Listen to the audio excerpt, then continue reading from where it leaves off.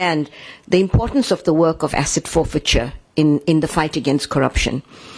And because it is all about money.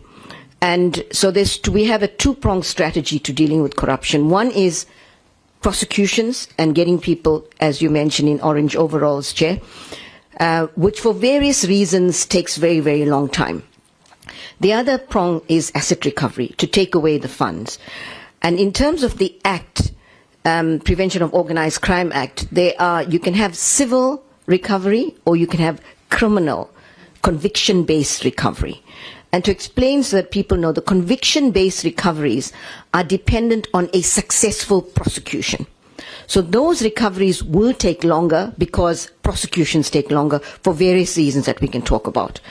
But the civil-based recovery is in terms of Chapter 6 of POCA, which is not dependent on a conviction.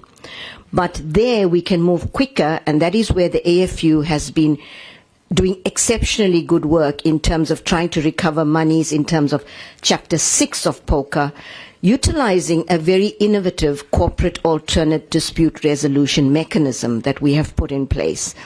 And to explain, we have guidelines, and this is where, and I want to be clear about this because there's some misunderstanding about this mechanism. This is where only the corporates, the companies, can come forward and disclose their involvement in corruption, and we reach an agreement with regard to a settlement damages that they can pay back towards the state. But it does not include individuals. So directors and individual persons are still subject to prosecution, but the benefit of the resolution, one of them is that the corporate agrees to actually work with the investigators to provide evidence against individuals who will still be subject to prosecutions.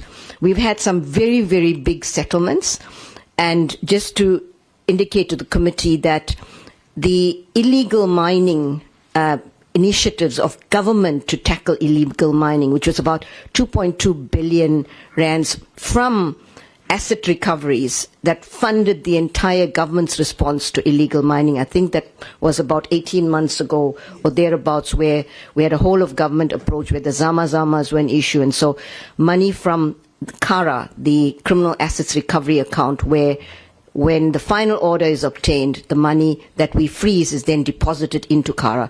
That was used to exclusively fund that project. So to just give the committee an understanding of the importance of the work of asset recovery in terms of supporting various initiatives.